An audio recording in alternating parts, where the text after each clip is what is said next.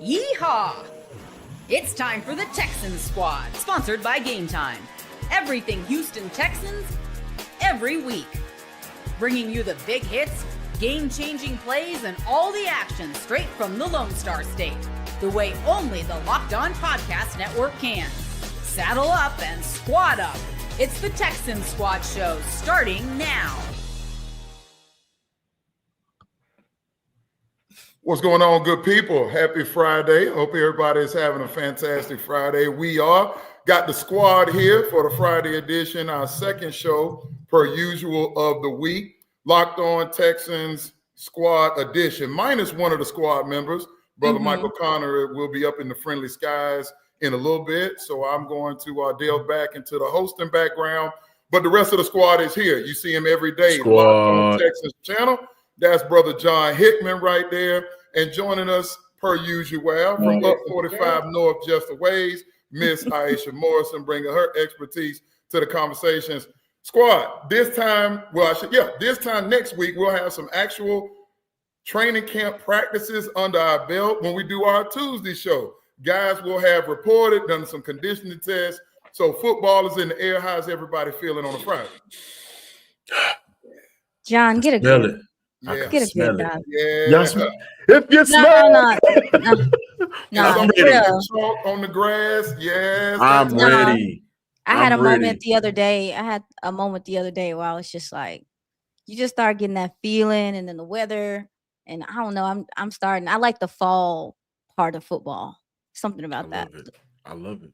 I'm ready. It's that kickoff. So, they give college football that Labor Day weekend, and then okay, that was cool because it's always some big boy college matchups. But then that next week, there's nothing like the NFL. It's the greatest game on earth, my personal opinion. I'm sure many of you watching will agree. All right, we left off last week, and things got kind of contentious on this program as we discussed. Jeremy Fowler, he wrangled up, he and some of his ESPN cohorts on ESPN.com, they wrangled up some 70 executives, scouts, and coaches, and we're going through these rankings. And C.J. Stroud came in. He was the first honorable mention, coming in essentially at number 11, not making the top 10. There was some very spirited and colorful debate as to what that means. How do you get back in that mix? So on and so forth. However, since we've had that conversation, they did 11 position groups in 11 days. They have covered wide receiver as well as cornerback are the two positions that I believe made it since CJ.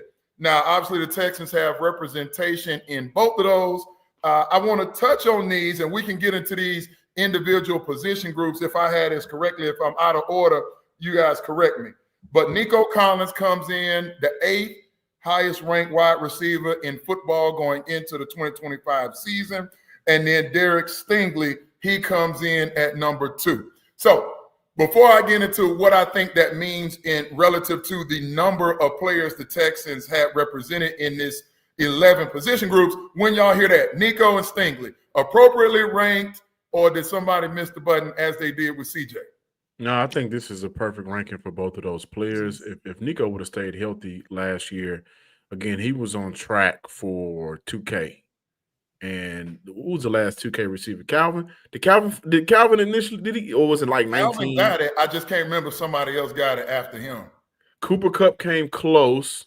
Yeah, I don't think no one's got it since then. I can't recall anyone. I don't think so. But we've seen multiple 2K rushers. We don't see a lot of 2K receivers, especially in the game where a lot of guys are getting involved. So Nico would have stayed healthy. We probably would have saw him got closer. I don't think he would have got 2K, but for 5 games that he missed matters. I think 8 is perfect. And when I look at Nico, man, Houston traded up for him 4 seasons ago. In 2021, yeah. That's Casario's first draft. First draft. They got Davis Mills, and then they, got Nico Collins, 2 guys that team absolutely needed at the time, a quarterback and a receiver. But the journey for Nico from 2021 to now has been nothing short of a Disney fairy tale. I mean, first 2 years in the league, didn't get a lot of time with playing with a good quarterback. Injuries kept him out. overthrown a lot, underthrown a lot. You know, Davis Mills not able to get him the ball, but just to see him blossom under C.J. Stroud, being this team's #1 receiver is amazing. I think 8 for him is perfect. And I think Stingley at #2, I'm okay with. A lot of people have got PS2 over Stingley. I have those guys what and what. What I am happy about is, man, we got him at #2. I don't know what Sauce Walker. I don't know what Sauce Gardner.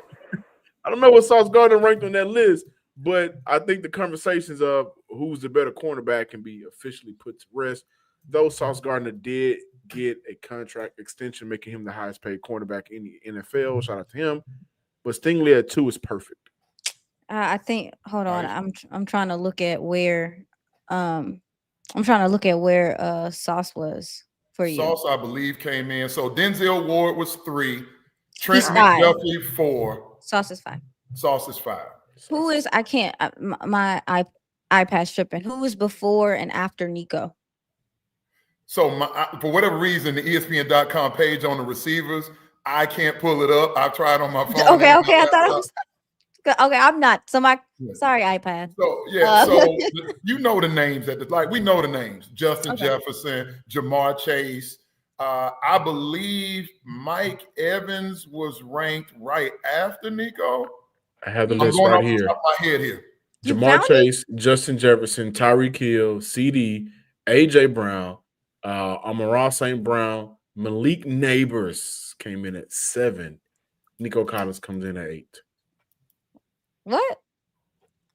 Malik Neighbors was ahead of Nico.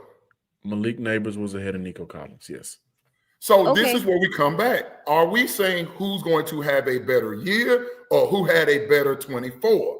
That's why it's I hear some people reference this same list based on the production from 24. I hear other people reference this list in terms of a projection. If you're asking me, will Malik Neighbors put up better numbers than Nico? He's going to have to. They don't have a whole bunch in New York. And the quarterback play improved.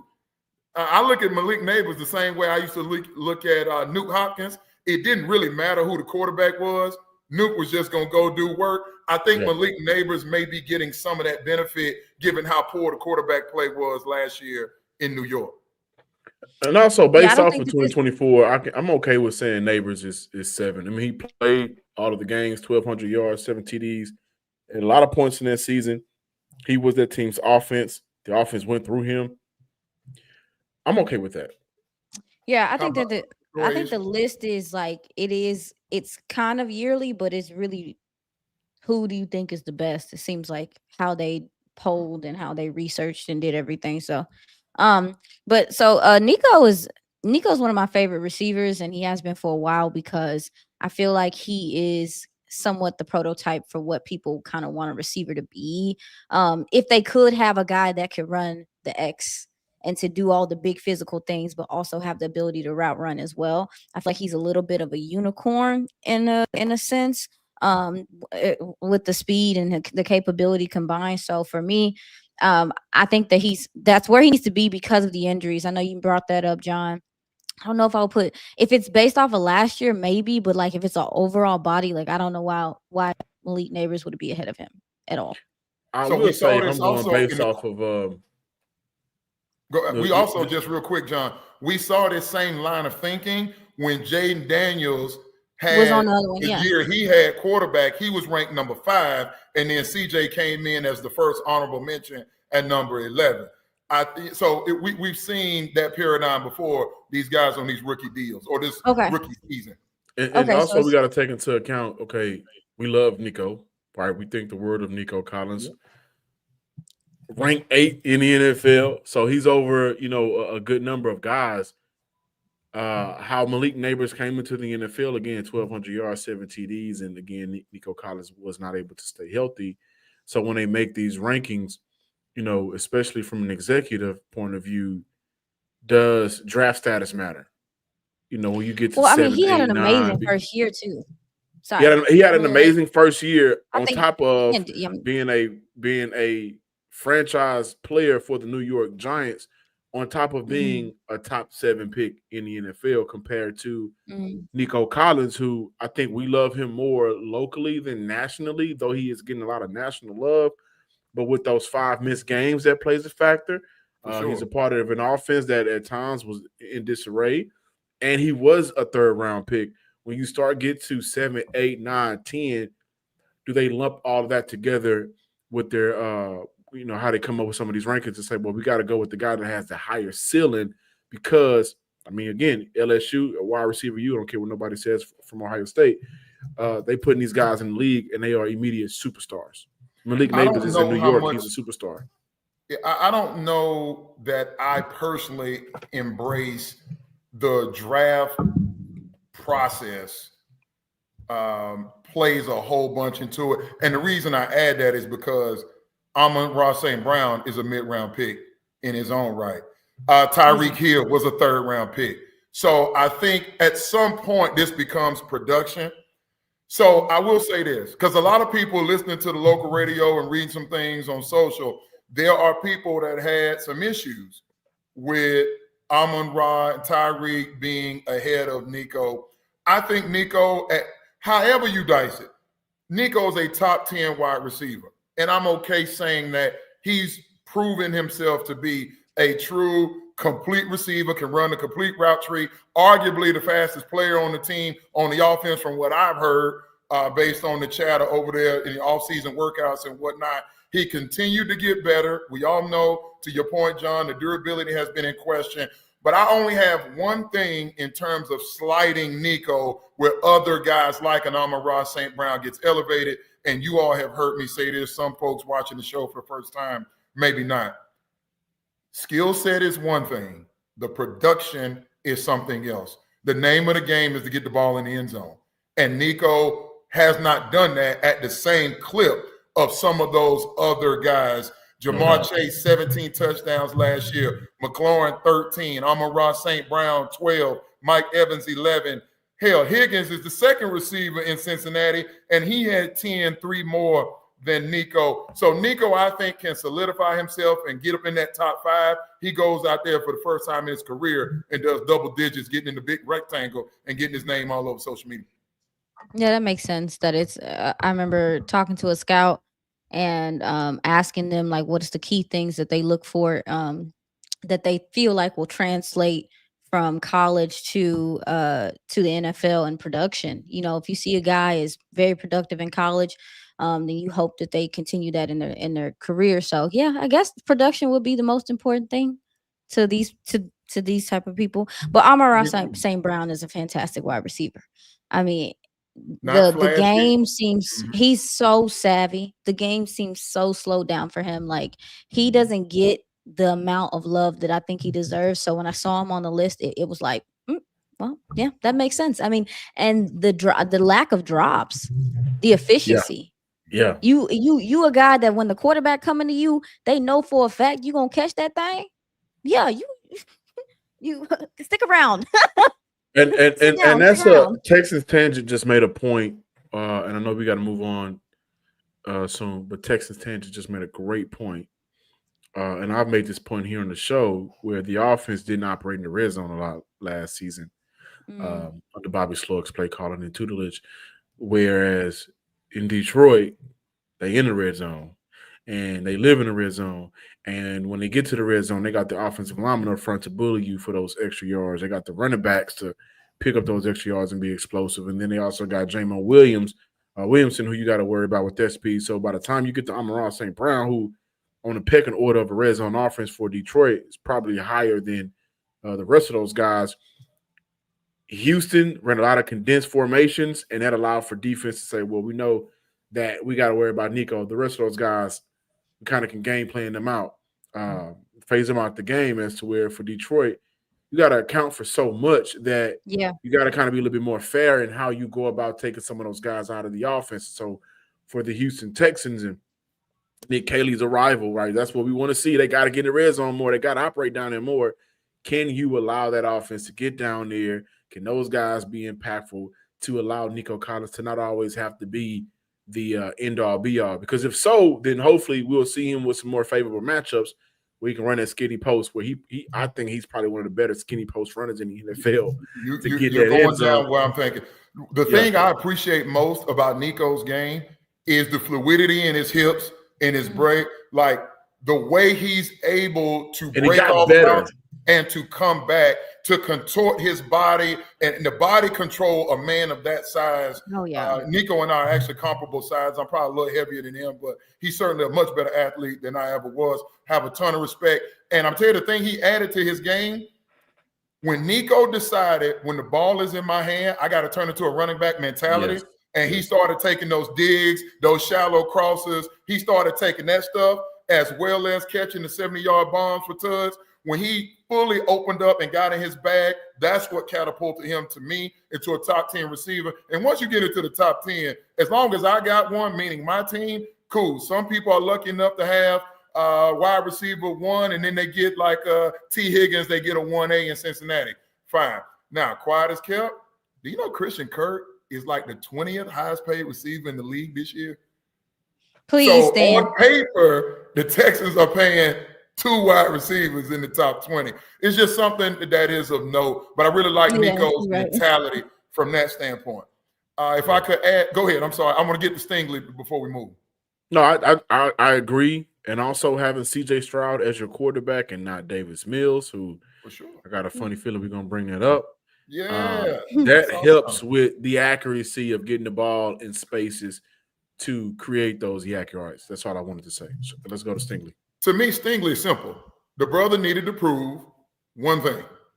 Stand on the field. Can you stay on the field the majority of the season, the overwhelming majority of the season? Can we see you get busy in a playoff game? Like what he did, Stingley, that was 2 years ago. What he did half of that season. What he did when he took Amari Cooper that destroyed the Houston Texans in the regular season, when he came right back and locked him up, and Amari Cooper went like he didn't know. And I love what D'Amico said. D'Amico says, yeah, I don't know if we're going to send him to match up. I don't know if we're going to make him stay into the field and play corner into the field. When he started matching up on other people's number 1 wide receiver, it garnered the attention of the rest of the league. And when you do it week in, week out in this league, we know he brings arguably, and I truly believe this, Derek Stingley could absolutely play offense if he wanted to. He could line up in the slot if he wanted to. He could be, a open field wide receiver. His ball skills at the position, second to no one in the National Football League. I don't think he tackles quite as well, quite as consistently. You know those Alabama corners, that's what they're going to do. So Pat Surtain the second being number 1, I didn't have a problem with that. But Stingley at number 2, tomato, you can win a championship with Derek Stingley as your best corner. You sure can. Yeah, here's the thing about Stingley. We still don't know what 40 he ran. That's a myth. Some people said 4.2, 4.1. So I would love to see him get a couple of snaps, maybe just 30 or something this year. I just left Wells Fargo. I don't know if Stingley was running his way to the bank, but Brother Cash stand, good for him. With his injury history, it's the same conversation that we had with Nico. Yeah. Nico is definitely underpaid for the value he brings to the position, but because of his injury history, just like with Derek Stingley Jr., you got to take that check. So when that comes, I'm not going to start arguing over $1.5 million here, $2 million there. When you talk about lacing me with $40, $50, $60 million guaranteed, you take that and you thank the good Lord and you keep on moving. And on top of that, we got to add to how do we view the Jets right now? We're going to get into the top 12, but do we view the Jets as a Super Bowl contending team? No, we don't. So they gotta pay that premium, and they gotta get their guys over the hump. Now, granted, Nick Caserio did that for Derek Stingley, and he's going to get ahead of the curve for Will Anderson Jr. in some way. Nick Caserio likes to operate in those 3-year windows, so some of those other guys are getting 4. That's where here in Houston they get 3 years. But for Stingley, he gonna look out because we are in a championship window, and if I could do what I need to do to help the right side, I will. Go ahead, Iisha. You breaking up, Brody? Oh, I was just trying to make sure he was good. So let me add one question real quick before we pivot. I actually misspoke. They also had off-ball linebackers since our last show. Christian Harris received a vote to be in the top 10 or honorable mention. So it just made me ask, what surprises you most now that you got Joe Mixon was number 9, Will Anderson Jr. and Daniil 8 and 9 respectively. C.J. Gardner-Johnson was honorable mention. Kalen Bullock, honorable mention. Petrie received votes. Dalton Schultz received votes. C.J. Stroud came in first, honorable mention. Christian Harris received votes. Nico and Derek Stingley. So those are, I count, 11 Texans that made this list in some capacity. Of those names, anything stand out to you kind of as a closing remark as we put this list to bed for the list season? As much time that Christian Harris missed, for him to get a vote speaks to how people view him. Well, that's what I was going to say. He's viewed as a game changer. No, I was going to say it sounds like maybe they think this roster is maybe better than what you think this roster is, or we think this roster is. I mean, most of the guys that are named are gentlemen that we have some, we know are going to be contributors to what you want to do. But that's a lot of people. Not trying to be funny. Like, that's a lot of people. And I think it kind of is indicative of like what is the problem with the team right now to us is that, yeah, you have all those stars, but it's those middlemen that you're kind of looking for, or that you're trying to make sure that the role players that you have are going to step up, because it seems like they're going to have some responsibility, like kind of top heavy. Is that the right way to say that? It is. And you bring a great point when you talk about roster construction. And this is just how I was taught. I came from the Bill Parcells School of Roster Management. And look, your actual team outside of the quarterback, your actual team is not your top 5 to 10 players. Your actual team is like players 23 to like 35. That's where you win championships. And it's not like guys got to play out of their mind all season in those ancillary roles. What they have to do is have moments. They got to give you flashes where you go, oh, without that play in that game, we wouldn't have that conference win, which gave us the first round bye that allowed all these other stars to do their thing. Yeah, and you'll see that too. I mean, you'll see guys just step in and coaches weren't even prepared for him. That's coaching, just knowing when to throw a guy into the fire. And sometimes it's matchup based. You may not see a guy all season and then he's like, hey, you know what? Actually, I think that you're a good fit for this, what we want to do this week. And you may not ever see that human again. But that one game. Malcolm Butler was at the right place at the right time. And it ended up, turning into a Super Bowl for them. So it was just something that jumped out to me. Since y'all say Christian Harris, John, many people, including me, thought that Kamari Lassiter would at least get votes. No votes for Kamari Lassiter. So I have been scratching my head and trying to understand what that's about. And I think I found it. I think I found it. Because you remember, and it's not bagging on the kid, it's just stating the fact, Lassiter did not make the all-rookie team. That distinction went to Cooper DeJean and Quinyon Mitchell, both of the Philadelphia Eagles, even though DeJean is really their corner or their star position in the way they run their defense. Kamari Lassiter, however, did not allow more than 50 yards in coverage in a game after week 9. From weeks 10 to 18, two touchdowns, 2 interceptions, 2 touchdowns allowed, 2 interceptions, allowing a paltry 21.7 yards per game, a 50% completion rate, a 59.3 passer rating. He was excellent the back half. And I think that may have cost him in these rankings. I do want to add to this point before we move on. I think for the Houston Texans, when we talk about guys just having those moments, that's been a case for Houston the last 2 seasons where the back half of that roster has moments, but they haven't been able for the last 2 seasons to have those moments collectively consistently. So for 2025, this is something that I'm looking forward to, because in 2023, offensive line played better, but the running back group wasn't as great. 2025, roll around and get Joe Mixon. Joe Mixon is great. Offensive line ain't the best. 2023, Christian Harris out on the field. He's balling out. 2024, he's nowhere to be seen, which him getting a vote really does speak to how league execs view him as maybe a game-changing linebacker. So moving forward, when we look at them operating in that championship window, guys, I want to see more of a collective, consistent fight towards being a better version of themselves. And if the Texans are a better version of themselves, perhaps they will find themselves in the AFC title game for the first time in franchise history and vying for a Super Bowl. We talked about the roster outlook for 2025. Super Bowl aspirations. What AFC teams are among or ahead of the Texans, says one notable publication in trying to get to the Super Bowl. More to come here. The Texans Squad Show. Before we get to that conversation, you ever wish managing your money felt easier? We in a day and age where we do a lot of work, guys, and if we can make something easy on us, then we will. And with Monarch Money, it can be easy. Whether you're growing your savings or planning a big purchase, Monarch puts you in the driver's seat. It's like having your own personal CFO, giving you full visibility and control over your finances. Monarch Money is more than just a budgeting app. It's a complete financial command center where you can track all of your accounts, investments, and spending in one place. So in addition to managing your money, you're also building wealth. How has everything been for you in other apps where you want to kind of keep it all in one place?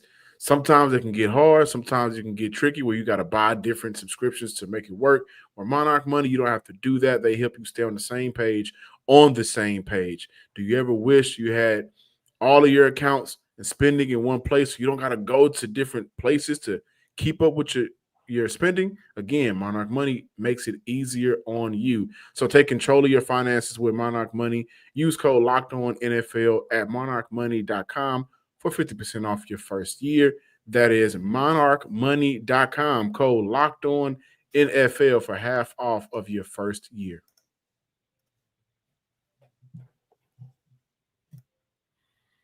Locked On Texans Squad Show. Got the 3 quarters of the squad here. Stan Norfleet holding things down in Michael Connor's absence as he's somewhere in altitude taking care of his business. We do have from Locked On Texans daily contribution, that's John Hickman over there to my right as we look at the screen, I do believe. And that lovely young lady there is Iisha Morrison, knows her football. We're very grateful to have her join us. Can I bring something up? Say that again? Can I bring something up? Sure. Oh, Jesus. Lloyd Howell, ex-NFL PA boss, he stepped down last night. Then today we find out bands will make a dance. So, okay, not exactly the transition I anticipated, but what you're referencing is the NFLPA, now former NFL Players Association Executive Director, Lloyd Howell, had some peculiar expenditures. Yeah, that's the way to have it. He had some peculiar expenditures at some gentleman club. Not going to say if I'm familiar with those locations in South Florida or downtown Atlanta, but nonetheless, yes, the NFLPA, they have new lead or will be getting new leadership sooner rather than later. Sometimes you got to use what you got to get what you want. We gonna keep talking Texans, I guess. Okay, yeah. So speaking of getting what we want and some bands, shout out to the homie. I hear he's never been a Texan, but Earl Thomas, I hear he has an establishment in the city that guys like to frequent that play on Sunday. Hey, some of those guys on Sunday. I saw this from a guy, Connor Ord, writes for SI.com. A lot of times he and Albert Breer will collab on different stories and different articles. And we're still in the meat of list season, building up to training camp in the preseason. And so this particular one caught my eye. The 12 teams that can win, and I want us to listen to the actual wording here. The 12 teams that can win Super Bowl 60. Alphabetical order, they go AFC, then NFC. I guess I should do the surprise. The Texans are not listed. The teams in the AFC that are Baltimore, Buffalo, Cincinnati, Denver, the Chargers, They keep showing love to the team that the Texans just Kansas City. That's crazy to me. I think Sean Payton got the best PR in the game. Sean Payton and Justin Herbert, two guys that I am a fan of in terms of football, got some very good PR. But did we not see the Houston Texans, and we may consider that at their lowest, given all that they went through last year, destroy the Chargers? We did. 4 interceptions by Justin Herbert, the worst NFL game he's played in his career. That game stunk. I smelt it from the stands. Did we not see the Houston Texans beat the Denver Broncos 2 seasons ago? We did.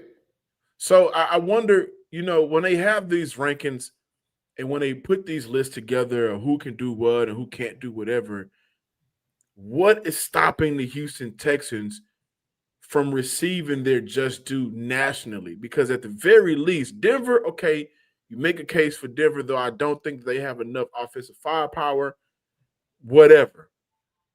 But based on the 2024 season, based on the offseason for the LA Chargers, what puts them over Houston? The quarterback, the coaching, the team expectation. It baffles me. It really does. You're on mute. This is just what I think I had to mute myself because I was laughing at you earlier, John. This is just what I think about this whole thing, all of these lists, all of this stuff. And this is my general idea. I believe that the NFL is really worried about this offensive line. Bingo. Facts.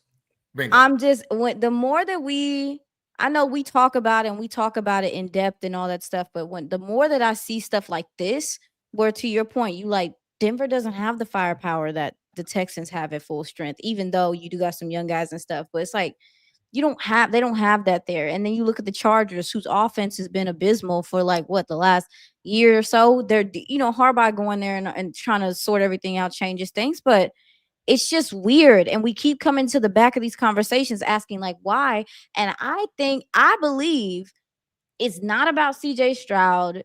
It's not about, I think people are really worried about this offensive line. And if this offense is going to be able to reward this defense or set this defense up that we think is spectacular, that we think has the ability to be the best in the league, they can't be on the field all the time because you can't sustain drives. They can't be forcing turnovers and the offense can't do nothing with it. And I think that is a real concern given how we're looking at these lists, because I don't see the Chargers as being better than the Texans right now. But clearly, we went through the Denver and Chargers offensive lines. They are better structured than what the Texans are right now. And maybe that is a big factor. Maybe it's bigger than what we thought. Maybe. I have a question for you guys. For those of you guys, we got 28 views in the comment section right now. We need to get more of those. You're 31, as a matter of fact. We need to see more of you guys Tuesdays and Fridays, 6 o'clock around that time. I got a question for y'all. What is more likely? Oof. Because in the playoffs, they're all big games, right? Mm-hmm. Wild card, divisional, conference, Super Bowl. One and done. What's more likely? Winning playoff games with a bad offensive line, or winning playoff games with a quarterback that in big games, which is the playoffs, we've seen consistently fold and not deliver? Are you asking me, and I'm going to invert it a little bit. Oof. You're asking me, do I trust Justin Herbert in a playoff game more than I trust this Texans offensive line? That's exactly what I'm asking you. The answer is yes. I trust Justin Herbert more. Okay. And we've seen Joe Burrow make the Super Bowl with a bad offensive line. We have. We've seen quarterbacks win big games and have a push with questionable so-so offensive lines. There's not a team in NFL history, and maybe we go to the 2000 Ravens, but that team had a stout offensive line and a stout run game. I think that's the year Jamal Lewis ran for 2K. Yeah. But we don't see teams with franchise quarterbacks that consistently fold under pressure make a Super Bowl run. That's not likely. So when they get to these rankings about teams that can make it, the offensive line for Houston was god awful in 2024, and they went ahead and took care of the Chargers. So how does the Chargers keep slipping up over Houston? Because you're missing what am I missing? missing? One dynamic, and Iisha hinted at it earlier. This is about, and I agree with them, Sean Payton versus DeMeco Ryans. I'm gonna take Sean Payton. It's the clipboard. Jim Harbaugh. Overall, like Jim Harbaugh, this is his second year. I understand DeMeco beat him in the playoffs. But if you're asking me, Sean Payton, offensive background. Jim Harbaugh, offensive background. Andy Reid, offensive background. I'm not disputing Andy. Zach Taylor, that Super Bowl team with Burrow and those weapons that he took to that Super Bowl with that bad offensive line, offensive background. Like at some point, and I've just been the one saying it the loudest, but at some point, if this team isn't able to get in the AFC title game, at some point, they're going to have to remix the philosophy of being a defensive-led team. Now, I understand. I get that. I really get that. But when we have those conversations about can Houston beat Baltimore, can Houston beat Kansas City, compared to the conversation can Houston beat Buffalo, the consensus thought between all of us has been we've seen them beat Buffalo. So we're okay with picking them over Buffalo. We're not okay with picking them over Kansas City and Baltimore. I'm not okay with picking them over Buffalo right now. But it's justifiable. In my eyes, it's justifiable. It's not justifiable to say Houston could beat Kansas City and Baltimore because they haven't done it. And against Baltimore, they've been embarrassed. What I'm saying is, if I'm saying that same thing in regards to can they be better than those teams, then for me, as great as Sean Payton has been in the NFL, as great as Jim Harbaugh has been in the NFL, I can say a DeMeco Ryans-led team can beat them because I've seen it before. And in the case of the Chargers, I've seen them get destroyed. And I'm not a homer. The Texans are not my go-to. I'm not a fan, so I don't want to get caught up in it. But picking the Chargers consistently as these NFL executive and these rankings come out it confuses me because a lot of what we have to go off of is facts. Yeah. And based off 2024, DeMeco Ryans got the best of Harbaugh. DeMeco Ryans got the best of Herbert, and C.J. Stroud got the best of the Chargers. I mean, I think some of it also is it's partially some projection as well, like as far as what they're seeing, just seeing how the chips are right now. I don't believe that there ain't no way they think that. Like if they looking at the Chargers offense from last year and just shooing that to be. But it's not the Chargers offense from last year. I'm trying to jump in the mind of Connor Orr, who wrote the article.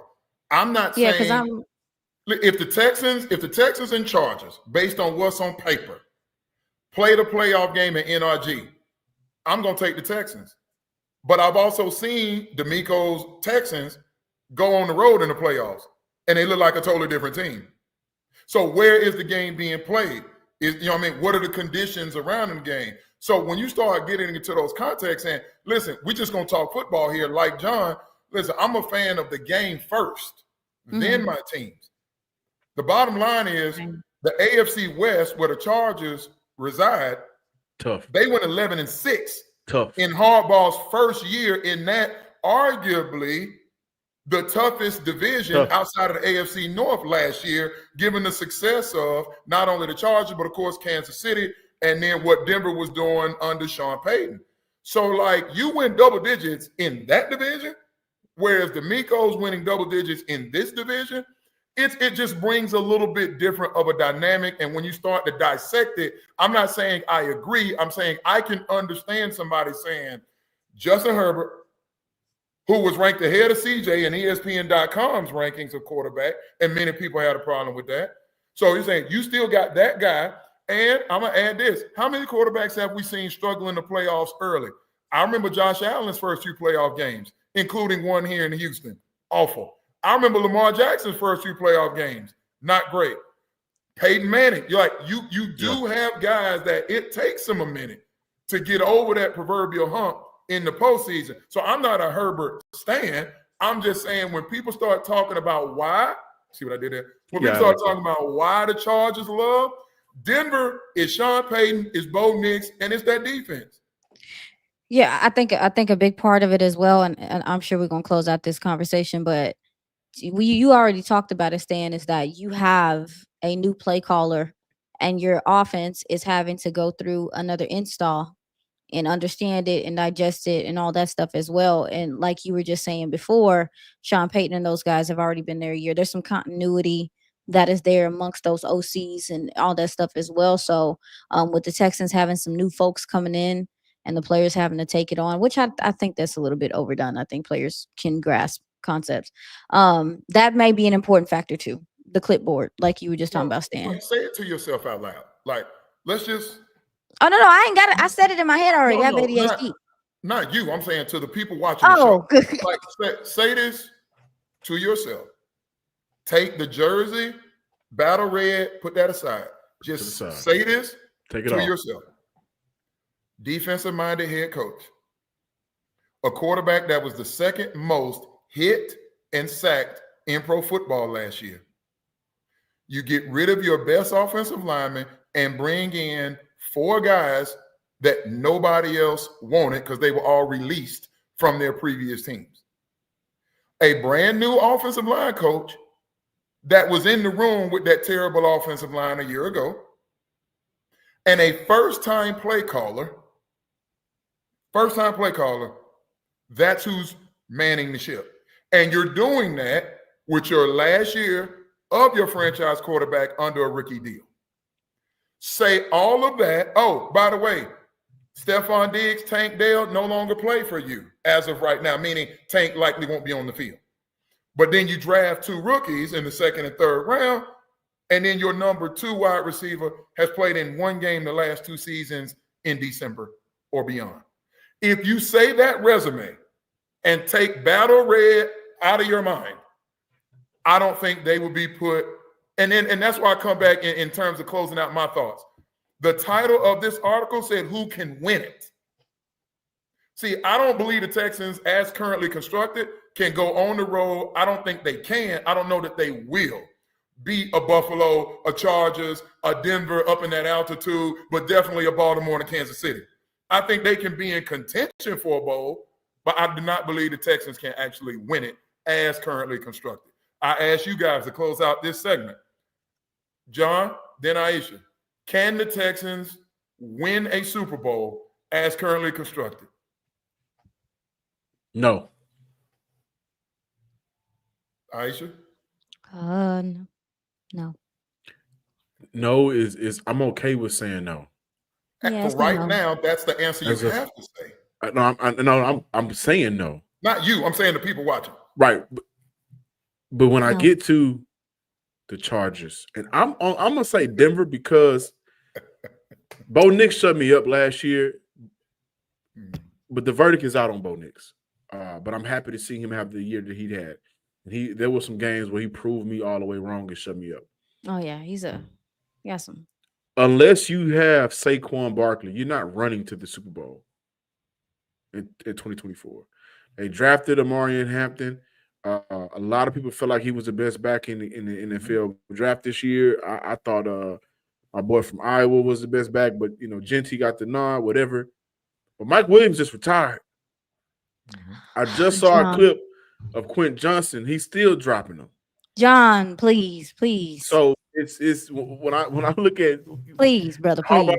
Offensive coach, and Sean Payton, given all the good things that Sean Payton has done in the NFL, both of those coaches, I don't think that they are Super Bowl champion winning teams how they are currently put together. And I think that's where my pushback is. Can I say something? Sure, Stan earlier reverted back to something he said on the other show where he was saying that there were some consistencies from this list to this list when it comes to, I think we saw Jayden Daniels on that one list, and I said, hey, some of this is by not and again, not saying that the Texans shouldn't be on the list. I'm just saying some of it seems like it's by default because of lack thereof of certain we're in a weird transitional phase in the NFL right now. Like, there's some teams that are supposed to be coming on with it that ain't came on with it. Like, it's only a select few that are talented enough to win the bowl or to get there. Like, it's not. True. Mute. It's never been some widespread thing, but it seems like right now it's like a big drop off. We've literally talked about whole divisions that you just like, y'all, the Texas division. We sitting up here talking about this division. You're like, oh, that's a win, that's a win, that's a win, that's a win. That's not just this division. There's other divisions like that right now.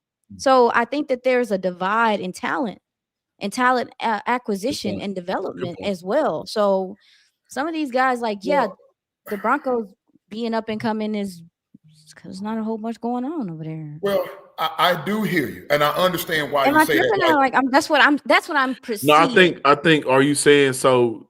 The drop off between the tier 1 teams, the guys that we gonna for sure put in that bunch that can win it, from tier 1 to the knocking on the door, scratching the surface, tier 2 teams is a big drop off.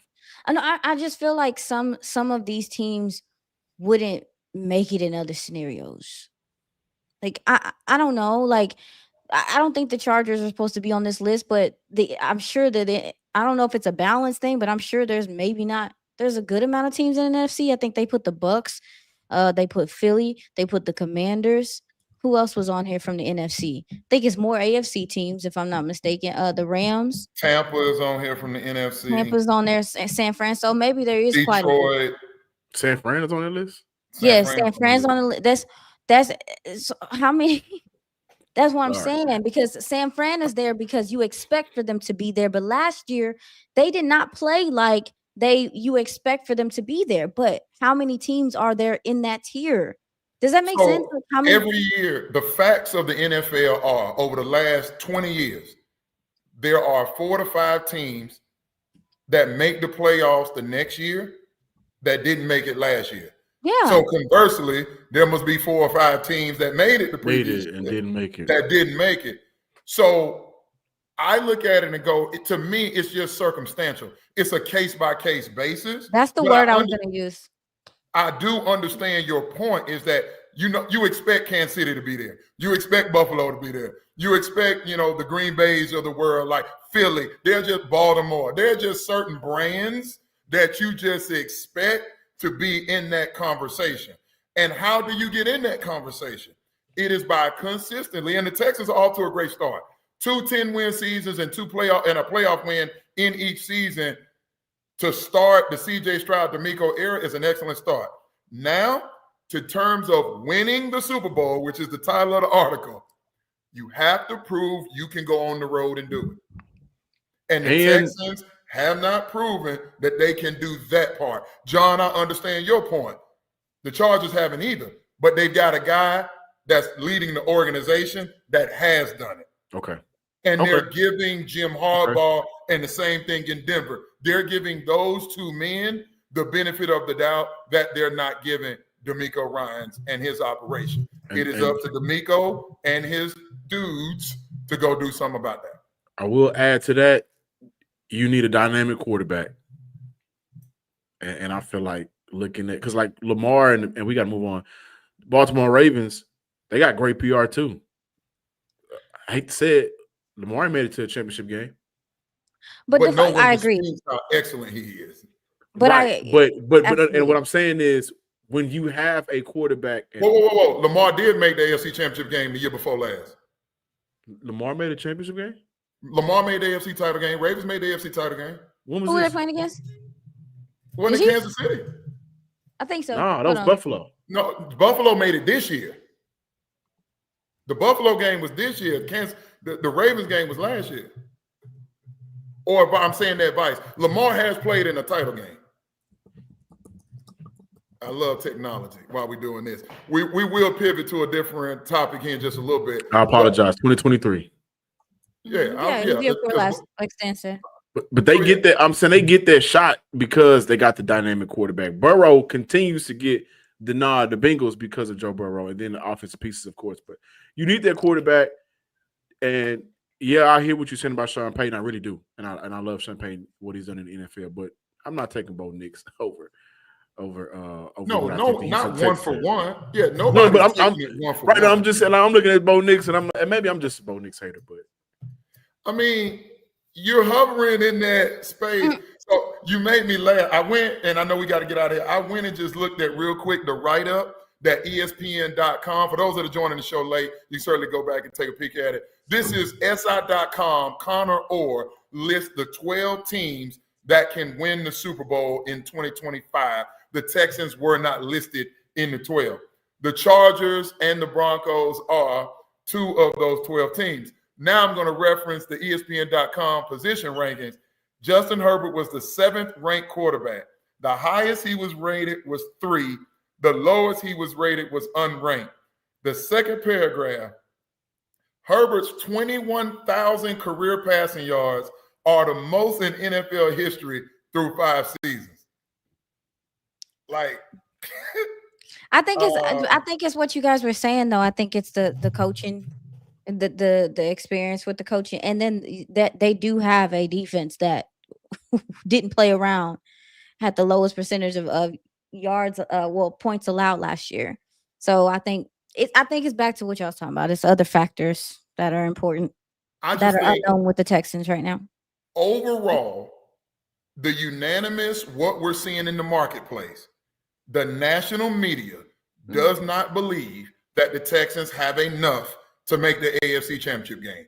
And right now, I am in agreement with them. But that's why you kick the ball off. You get 18 weeks to go prove that you deserve. I think the Texans will be in the playoff. What do I think? Iisha and I have the Texans as champions in the AFC South for 3 years in a row at 11-6. John and Michael Connor have the Texans at 12-5. All right. What can and cannot happen for the Texans to find themselves in that AFC title game in 2025? We pontificate on the other side. Locked On Texans Squad show with 3/4 of the squad. Squad.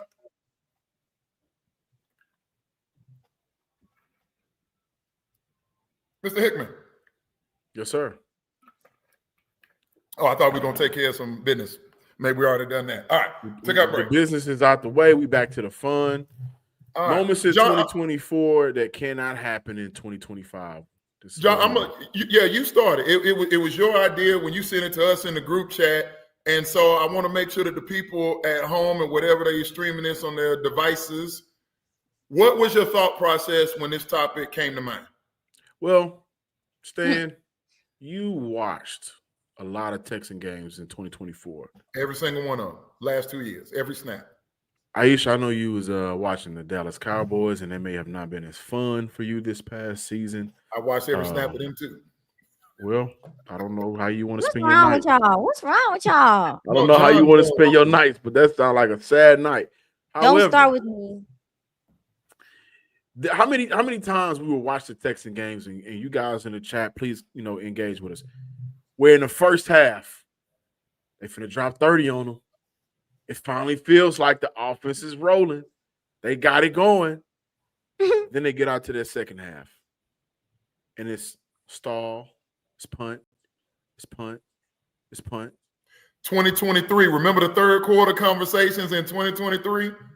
I do. And in 2024, that hurt Houston again. This cannot be a year. And I don't know if you guys know this. The Houston Texans were ranked 8th in the NFL in punts per game. This cannot be the year where Houston gets to those second halves of games where they have the lead and they get the coasting and they can't convert and it's 3 and outs. And we're seeing the punter out there. We're seeing Brian Anger out there more than we're seeing touchdowns being scored. We can't see that in 2025. And I'm saying that because the defense gave it all in 2024. If the Houston Texans scored 6 more points, I truly believe that the Houston Texans defense, top 3 in the NFL. They were out there so much that towards the end of those games, those yards per game, that's going up because they've been out there a quarter and a half straight. This cannot be a season where in the second half, we're seeing a mundane offense. We're seeing an offense that can't move the chains. We're seeing an offense that cannot get to the red zone. we're seeing an offense that can't put up 7, and this team is continuing to settle for 3. That can't happen this year. And also,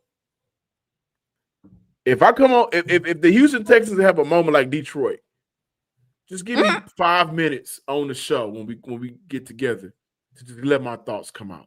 And I'm not gonna count preseason, but if they have a Detroit game moment, I may need that censor button. Iisha? Oh, okay. I was waiting. I didn't know if Stan wants to go, but I see you. You want to be the grand finale of listen. Just trying to be hospitable. I think that my y'all funny today. Y'all, it's Friday. Please, we funny man. on a Friday. Y'all wild today. Oh, geez. Iisha, what All right, cannot? man. All right. I'm gonna be really simple. I don't believe outside of the defensive side of the ball, and there was a couple of places there, like these starters are gonna have to stay put together on the field. Yeah. People need to be with their nutritionists and getting treatment and rub down in them little smoothies y'all be liking to get and stuff like that. Where specifically? Guys gotta take it. I would say with Nick Chubb being in the running back position, I think has a little bit of flexibility. We're not even going to talk about the quarterback because we already know no quarterback, no dice. I mean, I would even argue at the tight end spot how that would change things. Like you asking Brevin Jordan, who we think is going to take a step this year to do a lot more than what he needs to do. Obviously, the offensive line. There's so much uncertainty with your starters. How can you risk having to put another human in there, get that human up to speed? I mean, the depth on the offensive side of the ball doesn't make me feel good. And so when you start getting into that middle of the season type thing and guys start being like, my toe, man. And so that's why we're hoping at camp that we see some pleasant surprises or some guys that maybe we weren't expecting that kind of may ease some of that once it starts getting cold and all that stuff. Like, okay, well, we know this guy. We've seen this guy show some capability. Maybe he can step in for a couple of games while this guy gets a breather or whatever the case may be. But I don't like the depth across the offense at all. And that scares me for a long. Interesting, they do. When you hear the team talk, they think they are deep at wide receiver. They believe they're deep at the running back spot. They believe they're deep along the offensive line. They may not have the top end talent, but they believe a healthy Trent Brown can be as effective as what a George Fant was for them 2 years ago at the right tackle spot. They believe depth is not an issue. I'm with you. I got major concerns and questions with depth at the wide receiver spot, at the quarterback spot, along the offensive line. The room that I feel like is the deepest on offense is the running back room. I think they're okay there. Yeah. And when you start talking about AFC championships and Super Bowls, we all know like health is a huge part of it. When you look at the teams that did make the team that did win the bowl, look at how healthy they were going into the playoffs. And so this is another thing that concerns me about the team is how if these guys are going to be able to hold on for what is that? How many games stand? 17 in the regular season? 17. What? 3 more, 4 more for the 17 game? in regular season. You're talking about having to win it. You got to win to 4 win games. it. You might have to get in a wild card. We already talked about that. So that's 4 games wild card, 3 games if you go straight divisional round. Yeah, that's 20 games. And then you got rookies that you relying on to come in and play some ball. Stan, you mentioned last week, what if them babies started saying, ouch, I'm tired, because their bodies aren't conditioned just yet to go that long. It's a lot of factors that I don't like about the depth. And I'm going to shut up. Don't get mad at me in the chat. Sorry. So people can get mad at me. I don't give a damn. But because I'm going to speak the truth about the game. Go ahead, John. The depth. No, I mean, they need to know. We can't get mad. We talking ball here. And that's why I love the squad show, man. We really get to talking ball at times, but the depth ain't the prettiest. And so when I look at moments in 2024, Houston can't have in 2025. Look, I don't know where they view Xavier Hutchinson and John Mechie. Houston brought over Justin Watson and Braxton Berrios. Justin Watson, Super Bowl champ with the Kansas City Chiefs, Braxton Berrios. I mean, they brought him over. Justin Watson has got some praise, Stan. It ain't for me, but I'm just saying, like, aren't they when I both look at nursing injuries right now? We know both Berrios nursing is recovering from the ACL. They're both nursing injuries, and so 4 and 5 is still up for grabs on this team. When did 3 and 4 get solid? Well, Stan, three Stan, will for sure be Jaden Higgins. Am I right? Yeah, but I'm saying when did that? I mean, in terms of the production. See, No. But what I'm saying, when I look at the depth, 3 is a lock. 4, I think, is a lock. So you're saying lock to make the team. I'm talking about production. That's what I'm trying to get at. Are we sure? That's what I'm getting at. So when I look at what I saw from 2024, when Tank and Stephon and Nico was out there, which wasn't a lot, they were productive. When Houston needed those bottom of the unit guys to step up, the production didn't come. So I know that the locks are there, but in 2025, they cannot have another season where the guys that you need to next man up, that mentality, they got to be productive. You just can't see them step up and be out there on the field and not make plays. Because I guarantee you this, they're going to have a moment where they're going to need a moment from a wide receiver 4. They're going to need a moment from a wide receiver 5. Oh, absolutely. And they're going to need it more, right? They're going to need it more consistently sure. in 2025 than what they got from them in 2024. That's what I'm getting at. So a couple things for me, and I'm looking at it. We're getting a little long on time, but like, I need to see DeMeco Ryans led team beat bad football teams. Like, this is 2 years, and I get it. Your Jets. The Jets, the Titans, the 2023 on the road at Carolina, Desmond Wood and the Falcons. Like, there's just certain games, like, you just can't be getting beat by those type of teams. And I'm not talking about, okay, that was one blip out of 17 games. Both seasons, we've seen 2-3 of those games where they go, what happened? How did we lose that? You got to put people away. That's better. DeMeco's got to be better with the game management, the clock management. I'm not saying he's done a bad job. I'm just acknowledging he must be better to get this team over the hump. I also look at the silliness. The penalties. The Nico Archery. Well, the penalties is one, and I was going to say the suspensions. The Nico Archery, they needed you last year. The Nico Archery not playing in those 6 games, I think it was, for performance enhancing. Like, when I say you need depth to make a run. Daniil and Will misses games every year because of that ankle. We know that going in. You're going to need, and it may not be 5 games, you're going to need the Danico Archeries and, who was that I'm thinking about? The other DN. Barnett. Thank you. You're going to need those guys. And so I'm like, all right, enough with the silliness. You're going to need, when I start thinking about what can't happen, I mean, it's obvious, the quarterback. And this is going to be a challenge to CJ, and I'm going to tie him to Nick Caley. We would be delusional to believe that this offensive line is going to go like this is going to be an adequate offensive line. CJ's still going to get hits on. Newsflash. What he's going to have to do is be better, and like all the other great quarterbacks have done it.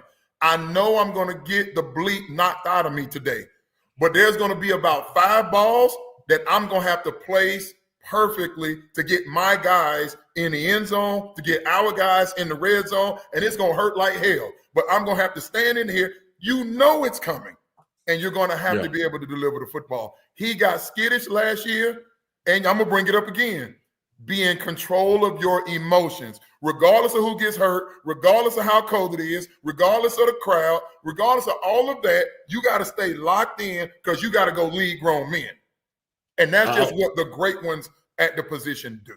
I want to add from a play calling standpoint, and I have this I played it a couple of times this week, but the one thing that Nick Haley said that has probably stood out to me the most is just being honest about, hey, we got to work with what we have.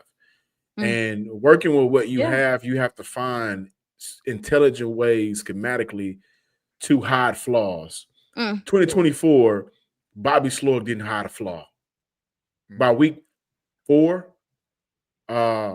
and this is one thing Brian Bearfield said, after the Chicago Bears game. After that game, we saw what the problem was. By week 4 or 5, we knew what the flaw was. It wasn't there was no to adjustment to the flaws, and He never didn't have a hit counterpunch. All never he had had was a a fastball. So that's kind of the like worst. Deontay Wilder, man. If everything going good in that right hand landing, you good. But when it get rough, it ain't can't move around a little bit. So for Nick Caley in this offense in 2025, I think the offensive line. I think the offensive line has question marks. The tight end bunch, and he has a lot of experience coaching those tight end units. How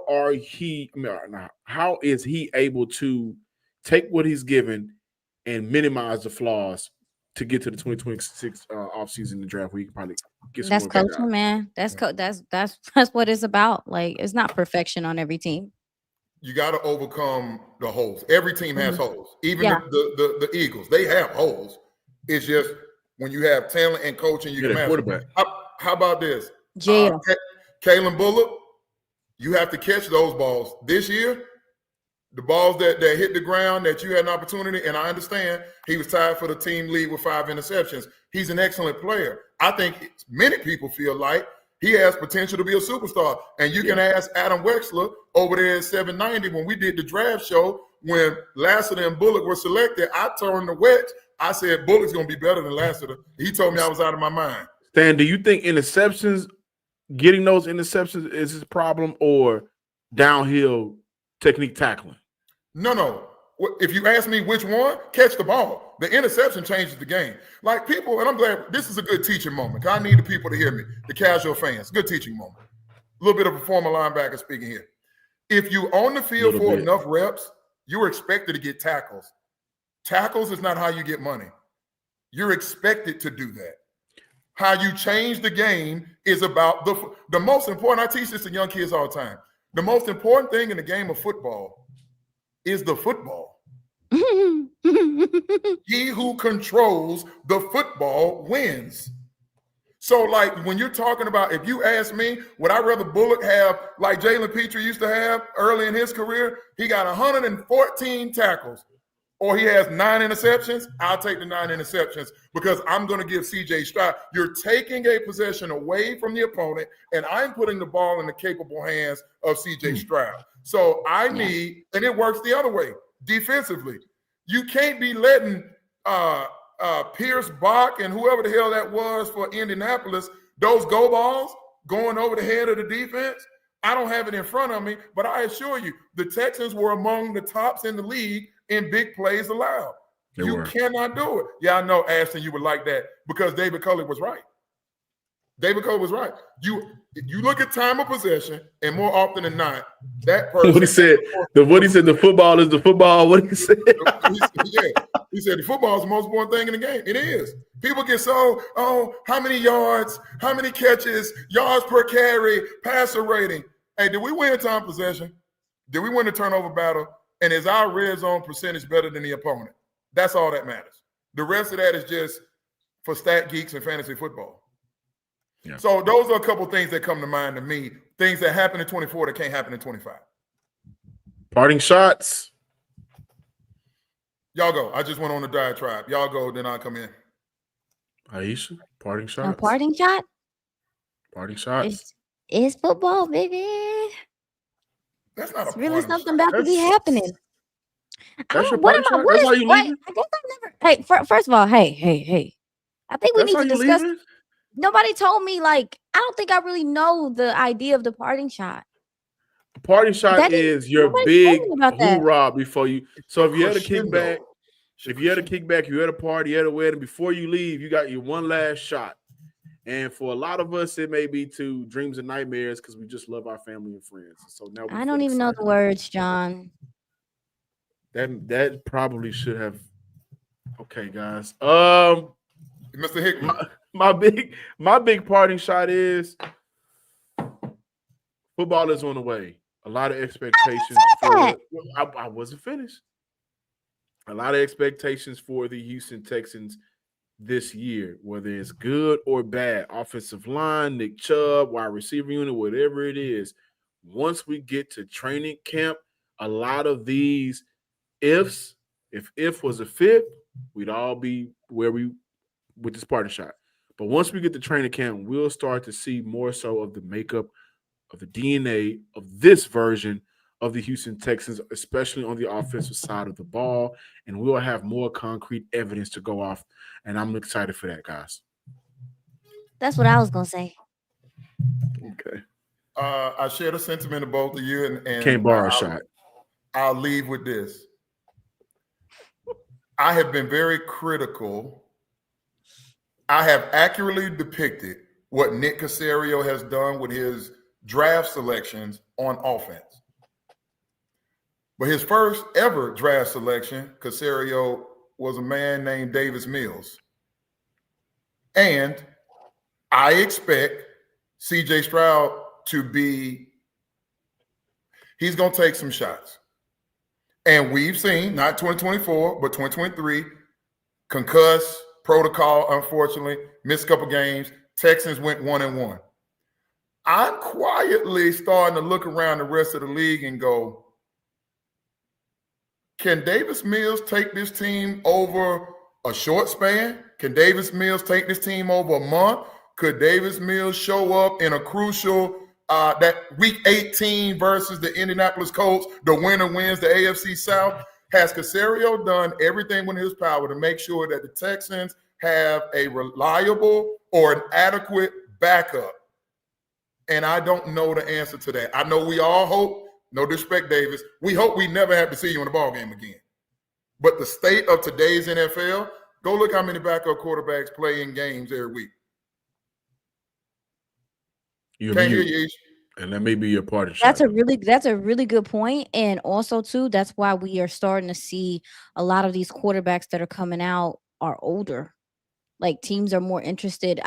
Even last year, we're seeing like, I think one of the guys that comes to mind, not this past year, but the year before that, is Clayton Tune. You know, these guys that have played extended in Arizona, right? years in college. Yeah, in college.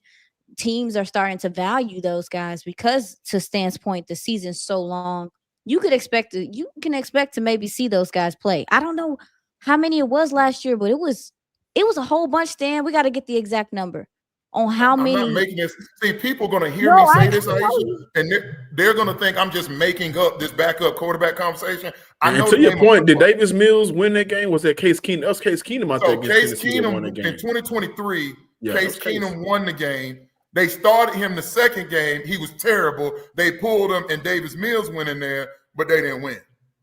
Can I say something too? It's also a small thing, because when we were talking about the schedule, you know, that last game where you maybe have you feel like you have things sold up, but you still just need to get through the game or whatever. You need a guy that can go out there and to not mess it up also too. Like I just feel like there's situationally times where you need, and your backup is crucial to your evaluation.